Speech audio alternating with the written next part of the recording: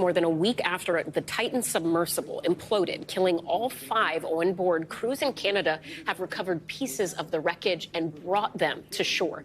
Joining us now is NBC News correspondent Ron Allen. Ron, walk us through what we're seeing in these newly released photos and how were crews able to actually recover this debris?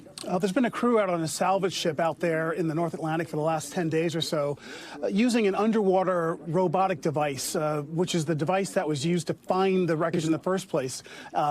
They've been able to lift it from the bottom of the Atlantic, some 12 to 13,000 feet deep on the bottom, near the wreckage of the Titanic, which is, again, 2.5 miles down or so.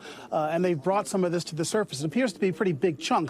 It's wrapped in tarps and other material. It's unclear exactly which pieces of the Titan craft it is.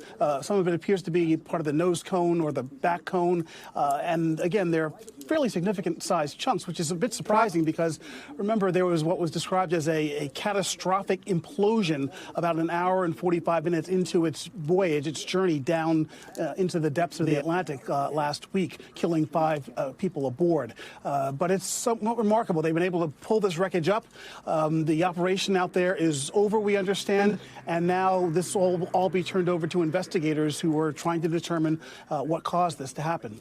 Yeah, Ron, walk us through what we know about how investigators will approach determining what happened here. It appears the U.S. Coast Guard is going to take the lead on this. Remember, it happened in international waters, but an area where the U.S. was patrolling and doing search and rescue operations. The Canadians are also involved in this. Remember, it's a multinational operation. The victims are from several different countries, and again, this was in international waters. The focus is on the craft itself. Remember, there were warnings and there were concerns raised about its construction, about the material, that it's made out of carbon fiber. The pilot of the ship, the CEO of the company, Stockton Rush, had been warned and criticized by people in the maritime industry who suggested that this was not the way to do this kind of voyage, even though he had done this about 12 times. This was the 13th journey down to the Titanic. But a lot of focus on the design, the materials, and whether, in fact, this should have even happened. Again, the U.S. Coast Guard taking the lead, looking even also at whether there should be any criminal actions taken as a result of all this.